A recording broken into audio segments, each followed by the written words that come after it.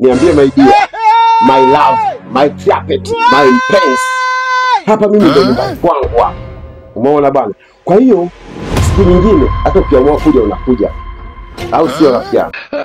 Mimi nakupenda sana hivi. Kwa hiyo sasa mimi nafikiri labda tusipoteze muda, tungefanya basi mambo yetu pale chap kidogo. Au unasemaje? Kumekucha. Nini tena kuna nini? Majini.